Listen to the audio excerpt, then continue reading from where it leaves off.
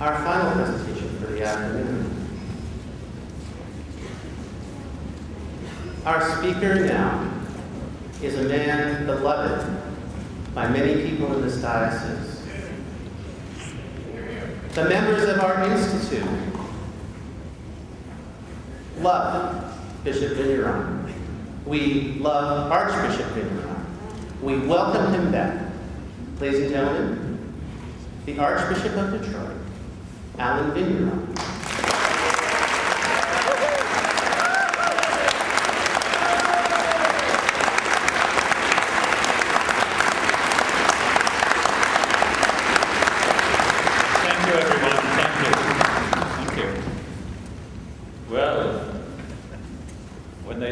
When I left Detroit, they said, "Now you have to come back." Well, I'm not sure I will. But, well, obviously I will. I am certainly very, very grateful to be back with all of you, so many of whom I know very, very well, and back to this diocese that continues very much to be the object of my love. And I'm particularly grateful for the opportunity to support all of you in your specific mission of being light and leaven in the world, agents of the new creation. Really, let no one be mistaken. This conference, these efforts are very much a lived response to the vision of the Fathers of the Second Vatican Council, with its call for everyone to receive and live out his or her call to holiness, which, for those of you who are in the lay state, means call to reshape this world according to God's original plan, as it has been restored in the death and rising of Jesus. And I count myself blessed to have some part in assisting you in your mission. And I am specifically glad to be here to advance the effectiveness and the aims of the Manhattan Declaration, of which I too am a signatory. Those of us who have endorsed the Manhattan Declaration have affirmed that we have a shared commitment to defend three goods that are basic ingredients of the common good.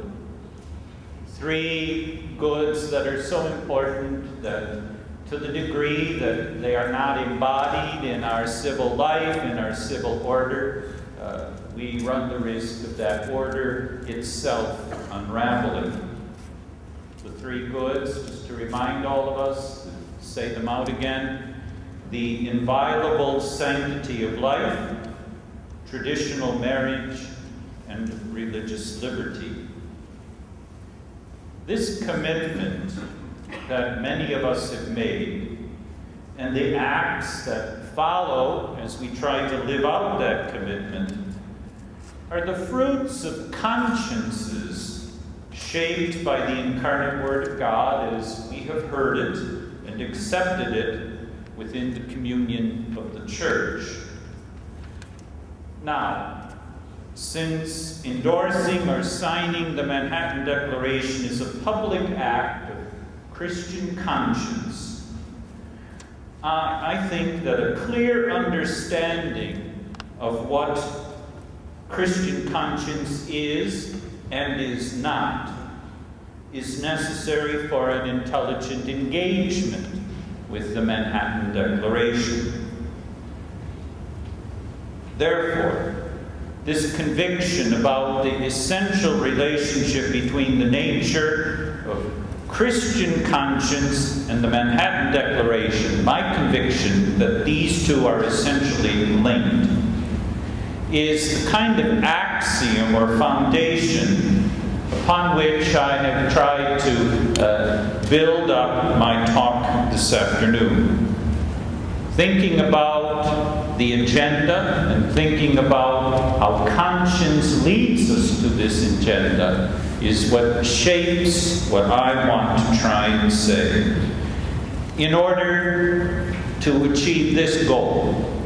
I believe that if I can help all of us participate more intelligently, more thoughtfully in living out our commitment to the Manhattan Declaration, our participation will be stronger and it will be more fruitful. So, with all of that in mind, this is what I would like to do. My talk really will fall into 3 parts, but they're not equal. First of all, I want to say just a brief word about the material of the Declaration, about the 3 goods that we who have signed it have pledged ourselves to secure and to advance. Then I'd like to talk about, at a more formal level, the nature of conscience, the act by which we have been led to sign the Manhattan Declaration. First of all, to look at conscience as such. Again, what it is and what it isn't, what kind of achievement conscience is. And then in the third part of my talk, again, at a little more formal level, I want to look at the conscience of the martyr. If the second part might be called looking at just the nature of conscience as such, I want to look at the Christian grace of a conscience. And specifically to think about martyrs as the exemplars of the Christian conscience, Christian moral judgment. And again, to look at what it is and what it isn't, so that when we act out of our consciences as Christians in relation to advancing the Declaration, we will understand the nature of what we do, and by understanding the nature of what we do, I believe we will be able to do it better and more effectively. So that's the roadmap. 3 topics. First, about the material elements of the Declaration, and then 2 parts about the judgment of conscience that leads us to be involved in this project. So, the 3 issues, the 3 goods, the inviolable sanctity of life, traditional marriage, and religious liberty. First of all, for those of you who are signatories, those of you who are thinking about it, all of us, good to go back to the website of the Declaration and reread it. I certainly did that in preparation for being with you today. Really, I think powerful expositions about the nature of these goods and why witnessing to them and advancing them is such an important part of our service to our community. Why these goods are so important to our nation, to our people, to all of us. And simply to point out that we are, I think, all of us indebted to the earlier speakers of this day for their particular take, the particular light each of them was able to shed on the good about which he or she spoke. Let me just then offer a kind of a global observation about these 3 goods and why they are in jeopardy. I think that the moves that are going on in our cultural life, in the media, in the intelligentsia, throughout our community, the moves that jeopardize these goods, I think, are a fruit of a cultural shift in how we view the human person. We might even say a cultural drift. That might be even a better metaphor. That whether seen or unseen, whether planned or unplanned, there is a kind of a virus, of DNA, a certain force at work in all 3 of the challenges we face as we seek to defend these 3 goods. And I believe that these are moves which involve basically redefining what it is for a human being to be human. And we heard some of that today in the presentations. This is, I think, the coming to fruition, to a full bloom, of a change in some basic attitudes and values that are at play in our community. Fundamentally, what we see is a drift from looking at the self as embedded in and finding its natural place in community to a radically autonomous self. An imperial self, some people say.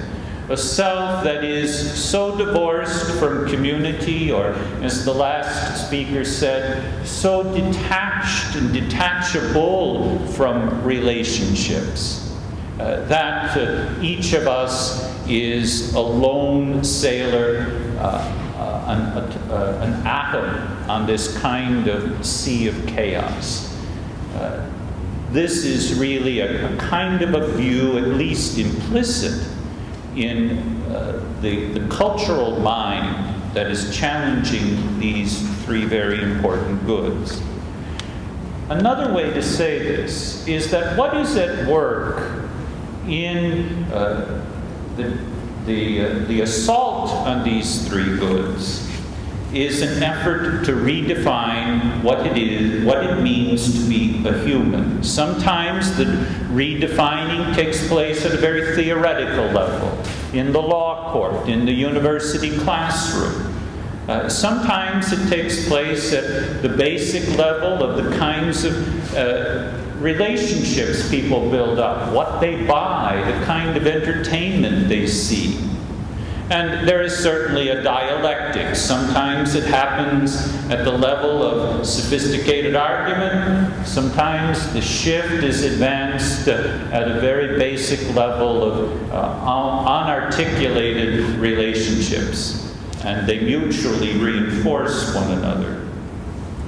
I would point out, by my observation, two particular spheres wherein this redefining, this drift to a new definition is happening. First of all, I think it very often occurs when people think about and come to convictions, whether they come by them instinctively, whether they absorb them passively, or at a more active level, whether they are taught them or accept them at the end of a long process of thought. Convictions about, first of all, what it means to make, how you differentiate, I should say, how you draw the line between success and failure. I think that is very much at work in the assault. We're redefining what success is, redefining what failure is, and in redefining those options, we redefine what it is for a person to be a person. The second sphere or area in which the drift is at work, pushing us in this new direction away from these three goods, is redefining what it is to be free, which is, of course, one of the basic culturally enshrined values in the American civil order.